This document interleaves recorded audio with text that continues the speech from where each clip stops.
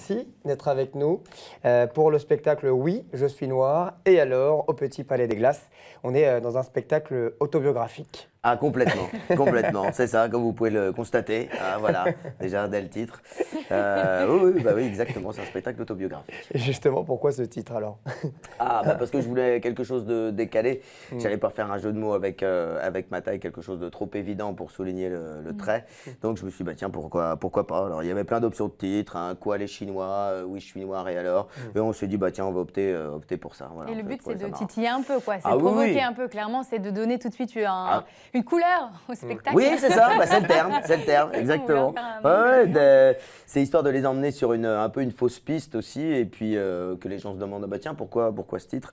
Et puis au bout d'un moment, c'est vrai qu'on s'en occupe plus vraiment du titre, on s'en soucie pas vraiment. Alors qu'est-ce que vous racontez dans un spectacle? On parle de vous, on apprend des choses sur vous, il y a aussi des personnages? Oui, bah, il y a ma belle-mère, il y a une vendeuse de jeans, voilà. Ce sont des gens qui vous ont marqué. Comme ça, voilà. Bah oui, des stéréotypes, hein, voilà, mon coach sportif très nerveux, cocaïnomane, voilà. Donc ça donne des personnages hauts en couleur et avec qui je me marre bien, quoi. Je passe un bon moment avec ces personnages et avec les spectateurs. Et du coup, comment on peut définir votre humour, si on peut mettre un style sur votre humour ou pas? Oh, c'est dur, ça. C'est toujours c'est une difficile bonne à question, poser hein, comme question. c'est compliqué, je trouve toujours, toujours un peu prétentieux quand on me demande mon univers, etc. Non, je sais pas, c'est un peu décalé, j'essaie de mélanger du stand-up et des personnages, et après, chacun repart avec l'ambiance qu'il a cru percevoir ou le style qu'il a cru percevoir dans mon spectacle. Parfois des références à des personnages ou des personnalités comme Albert Dupontel, des gens que j'aime beaucoup, dont j'admire le travail. Parce qu'il y a beaucoup de bienveillance. Ça, par contre, on peut Oui. le définir dans votre spectacle. Ça, c'est important. Oui, Vous le dites oui. souvent en interview. C'est une caractéristique importante de votre travail. Oui, bah moi, en fait, j'amène un constat sur mon parcours. Il n'y a jamais vraiment de jugement, pas du tout. Je livre comme ça mes expériences de vie, hein, évidemment sur un angle humoristique. Et puis après, les spectateurs se fait son propre avis, son propre jugement sur le truc. Et bon, il y a un petit extrait justement. Et ben voilà, un petit, voilà, exactement. Elle avait des bagues à 5 doigts et des bracelets autour des poignets. On a ri. Hé Christophe, tu sais quoi? J'ai entendu une blague sur Rire et Chanson. Tu sais quoi? Toi, t'es tellement petit que quand tes pieds ils chantent mauvais, t'as les cheveux qui poussent. You talking to me? Alors j'ai une copine qui m'a dit pour trouver la femme de ta vie, faut pas chercher. Et c'est ce que je fais, je cherche pas et ça marche. J'ai pas trouvé pour l'instant. Cousin. Passe nulle part. T'as perdu les clés du fort. En tout cas, j'ai dit un truc, toi t'es un mec. Comme ça. Boîte de nuit. Bourré en boîte de nuit. Ah oui, c'est un classique, hein, c'est un standard. On sent que vous vous éclatez vraiment sur scène. Ça fait longtemps que vous aviez envie de monter sur scène? En fait, j'ai commencé il y a 15 ans, mais vous savez, ce métier, c'est un peu compliqué, c'est fait de plein d'aléas. Et puis, je voulais surtout prendre du plaisir. Je voulais pas que ça devienne quelque chose de compliqué, de contraignant. Et comme c'est déjà un travail en solitaire, donc du coup, je me suis dit, j'y allais, j'en partais, voilà.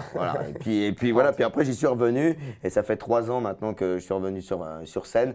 Et ça fait un an et demi que je suis régulièrement sur scène. Et là vraiment, je m'éclate pour le coup. Parce qu'à la base, vous avez travaillé dans la communication au départ. Ouais. C'est une expérience qui vous a apporté, en tout cas. Ah, qui m'a traumatisé en fait. C'est ça, qui m'a traumatisé complètement. Complètement.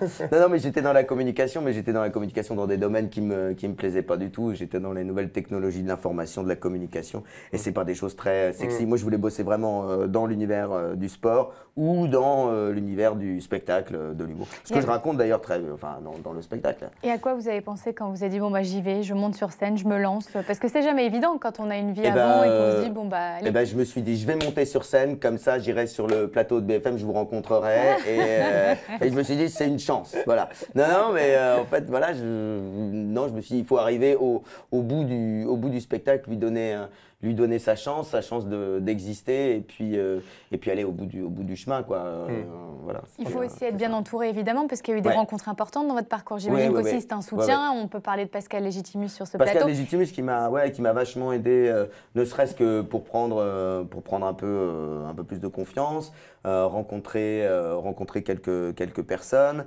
J'ai eu mon metteur en scène, et Patrick Leluerne, est co-auteur.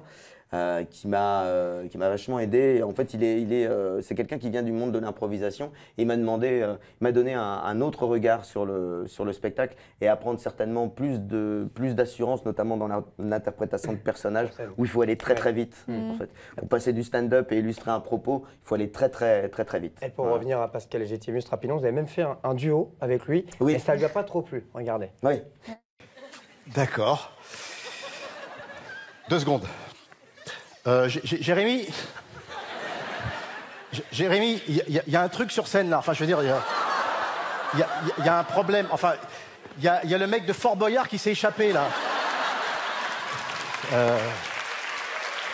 Non, mais c'est moi le comédien avec qui tu dois jouer le duo. C'est moi.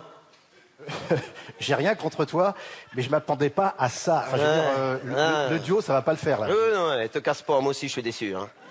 Ah bon? T'es déçu? Bah oui, on m'avait dit que j'allais faire un sketch avec un des inconnus. Alors je pensais que ce serait avec Didier Bourdon parce que c'est vraiment mon préféré des 3. Ok. Alors au pire, ça aurait pu être Bernard Campan, mais bon, il doit être vachement pris avec tous ses tournages. Bien sûr.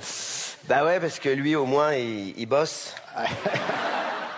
Voilà, de répartie en tout cas. Ouais, bah, ça met bien dans l'ambiance en plus, ça met bien dans le ton. Non, c'est bien marré à écrire ce sketch en tout cas. C'était vachement bien. Un parcours atypique pour vous, Christophe, parce que beaucoup d'autodérision, on le disait, vous mesurez 1m23. Il faut être précis sur les chiffres. Voilà, c'est une force pour vous, on va le dire. Oui, bah c'est-à-dire qu'on transforme sa différence, sa particularité, quelle qu'elle soit, en un atout. Et puis de toute façon, c'est aussi souvent comme ça que ça se passe quand on monte sur scène pour un premier spectacle, en tous les cas abouti.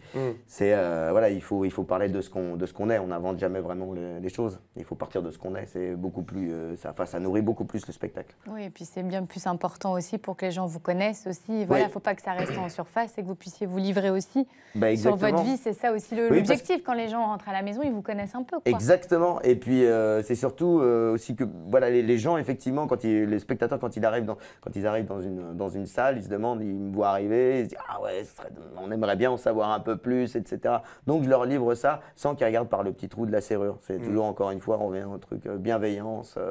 Le constat, je ramène ça sur un plateau. Il n'y a pas que la scène pour vous, il y a aussi le cinéma, la télévision également. Alors c'est peut-être un peu bête à dire, mais est-ce qu'on vous propose toujours les mêmes rôles? Alors non, pas nécessairement en fait. Non, au démarrage de ma carrière de comédien, on me proposait des rôles qui étaient souvent stéréotypés. Alors, je ne veux pas rentrer dans trop de détails, mais c'est vrai que scénaristiquement, l'écriture scénaristique fait que c'est jamais écrit par hasard quand on cherche une blonde, une personne forte, quelqu'un de petite taille comme moi. Voilà, c'est jamais écrit par hasard. Donc, forcément, vous correspondez à ce qu'on attend, soit pour le service d'un gag, c'est souvent comme ça. Soit pour autre chose, c'est justifié de toute façon, encore une fois, dans le scénario. Mais moi, mon idée, ma démarche, c'est de mettre le pied dans la porte, de montrer ce que je sais faire et de montrer au réalisateur que s'il a fait appel à moi, c'est que je peux montrer aussi d'autres choses, d'autres qualités, voilà, d'autres compétences. En tout cas, ma taille, c'est pas ma compétence, c'est pas ma qualité. Quoi. En ce moment, ça se passe sur scène. Ça s'appelle Oui, je suis noir. Et alors, au Petit Palais des Glaces, ça se jouera au mois de juillet. Également, ça sera vendredi, samedi à 20h. Oui, vous avez bien retenu, c'est bien. Je vais donner un coup de main. Voilà. Merci en tout cas d'avoir été avec nous, Christophe. Voilà, pour ce spectacle humoristique, on va marquer une petite pause. On se retrouve dans quelques instants. On fera un point sur l'état de santé de Charles Aznavour, qui a dû annuler tous ses concerts, ses prochains concerts en tout cas. Il ne s'est toujours pas remis de sa chute. Et puis nous verrons que Danny Boone s'exporte aux États-Unis. L'acteur français sera bientôt à l'affiche d'un film américain aux côtés de Jennifer Aniston. Tout ça, on en parle dans quelques instants. Elle a de la chance.